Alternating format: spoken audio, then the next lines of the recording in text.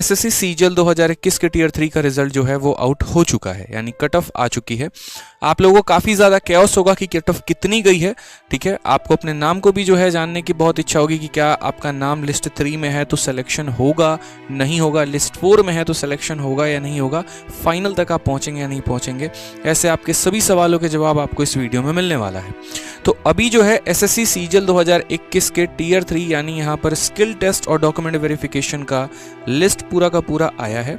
इसके जो मार्क्स हैं, मेंस के जो मार्क्स थे वो 15/10/2022 को ऑलरेडी पहले आ गए थे। ठीक है, तो एक बार इनके पूरे नोटिस को हम अच्छे तरीके से समझते हैं कि इन्होंने क्या क्या कहा है नोटिस में। सबसे पहली बात यहाँ पर कि उन्हीं बच्चों का सिलेक्शन होता है जो मिनिमम इन कैटेगरी से इतना परसेंट लेकर आते हैं, यानी सेलेक्ट होने के लिए आपको यूआर में कम से कम 100 में 30 नंबर लेकर आना होगा, ओबीसी में 25% नंबर लेकर आना होगा और बाकी लोगों को यहाँ पर 20% तक नंबर मिनिमम लेकर आना होता है ताकि आप यहाँ कट ऑफ क्वालिफाई कर पाते हैं। हालांकि कट ऑफ तो कुछ और जाती है, इसकी तो कोई महत्व नहीं होती, लेकिन फिर भी हमारा यहाँ दिया गया है तो हमने सोचा बता दें हम आपको। नेक्स्ट बात करते हैं तो यहाँ पर कितने लिस्ट हमारे हैं। तो पिछली बार या पहले हमारे 4 लिस्ट होते थे। एक AA का होता था, जीएसओ का होता था, लिस्ट 3 में आपका सीपीटी और लिस्ट 4 में डीएसटी, लेकिन अब आपके टोटल 5 लिस्ट आए हैं। मैंने पांचों लिस्ट को टेलीग्राम पर अपलोड कर दिया है। रैंकर्स गुरुकुल और मैथ्स बाय आदित्य रंजन हमारे दोनों टेलीग्राम है, दोनों से आप देख सकते हैं। लिस्ट 1 जो होता है वो मेरे भाई AA का पेपर होता है। ये पेपर टोटल 900 नंबर का होता था पहले, हालांकि अब पैटर्न बदल गया है तो अब इसका जो वेटेज है वो कुछ और है। ठीक है, तो इसकी जो कट ऑफ आती है वो 900 में आती है। जूनियर स्टैटिकल ऑफिसर यानी जेएसओ का भी कट ऑफ आपका 900 नंबर का जाता है। 700 के बाकी नॉर्मल पेपर्स होते हैं, 200 का इनका अपना एक पेपर होता है।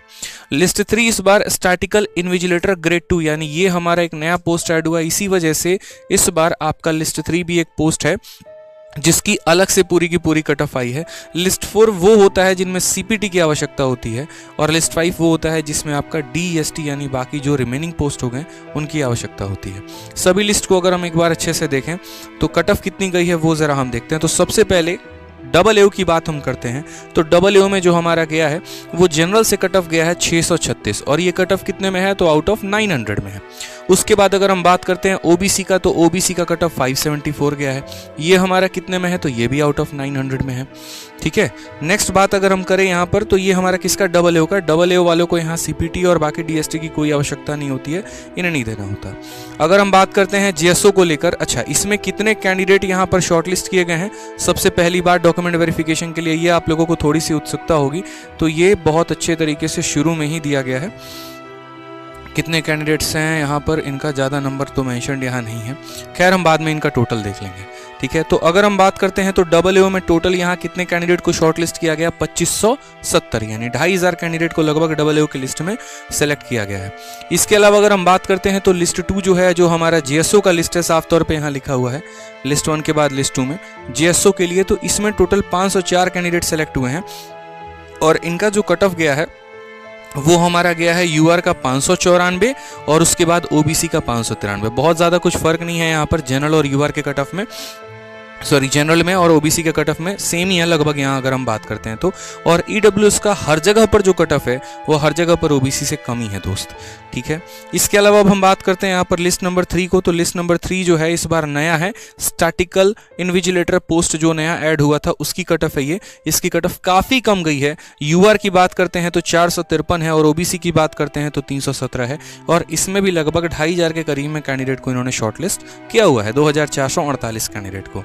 नेक्स्ट अगर हम बात करते हैं यहाँ पर तो लिस्ट नंबर 4 हो जाता है जिनमें सीपीटी की आवश्यकता होती है, जैसे कि आपका सेंट्रल सेक्रेटेरिएट का जॉब हो गया, एक्साइज इंस्पेक्टर का हो गया, ये सब जिनमें आपको यहाँ पर टाइपिंग तो चाहिए ही चाहिए होता है, साथ में आपको MS एक्सेल और पावर पॉइंट ये दोनों बनाकर देने होते हैं, उन्हें हम सीपीटी कहते हैं, कंप्यूटर प्रोफिशिएंसी टेस्ट यहाँ पर। तो इसमें जो है आपकी कट ऑफ जो गई है जिसका सबसे ज़्यादा बच्चों को इंतजार रहता है वो यही है। और इसमें अगर आप देखेंगे तो जनरल का कट ऑफ जो है 564 गया है और ये कट ऑफ आउट ऑफ कितना है तो 700 है आपका, क्योंकि प्री का पेपर 200 का हो गया, दोनों में इसके पेपर 400 के हो गए, 100 नंबर का डिस्क्रिप्टिव, तो 700 में आपका जनरल का कट ऑफ इतना गया और ओबीसी का 550 गया। बहुत ज़्यादा डिफरेंस यहाँ पर नहीं है और मुझे लग रहा है कि जो फाइनल मेरिट लिस्ट इसकी बनेगी उसमें बहुत ज़्यादा डिफरेंस रहने वाला है नहीं। और जैसा कि मैंने आपको बताया कि ईडब्ल्यूएस का कट ऑफ हर जगह ओबीसी से कम है, तो यहाँ पर भी इसकी कट ऑफ कमी है। इसमें कुल मिलाकर हमारा 7197 लोगों को क्वालिफाई कराया गया, मतलब इतने लोगों को बुलाया गया यहाँ पर डीवी के लिए और बाकी टाइपिंग के लिए। अब अगर हम नेक्स्ट बात करते हैं यहाँ पर नेक्स्ट स्टेज की, तो लास्ट हमारा है लिस्ट नंबर 5। ये हमारा है उन लोगों का जिसमें DST की आवश्यकता होती है या बाकी पोस्ट जिनमें रिमेनिंग में आवश्यकता नहीं होती है।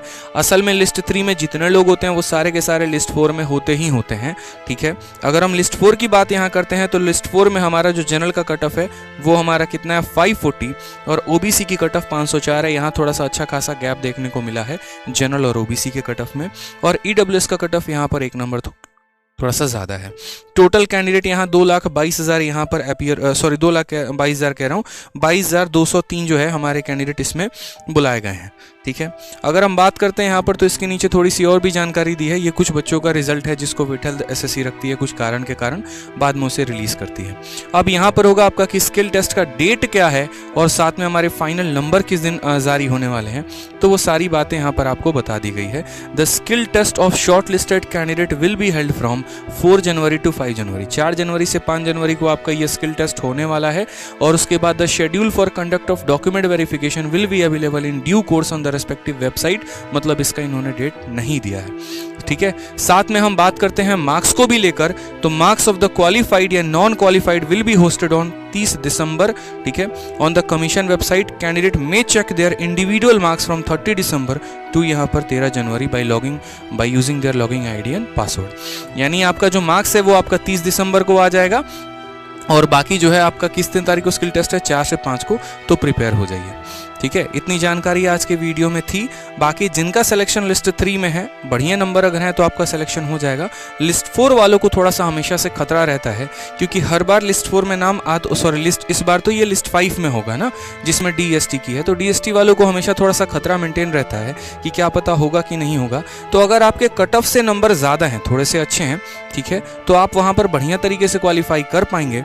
लेकिन अगर आपका कट ऑफ के बराबर नंबर है तो आपके लिए थोड़ी सी खतरे की घंटी है, स्पेशली लिस्ट 5 वालों के लिए बात करते हैं। तो बाकी और भी डिटेल हम एक और वीडियो में शेयर अप कर लेंगे। आज के लिए मुझे लगता है इतना काफ़ी है। धन्यवाद।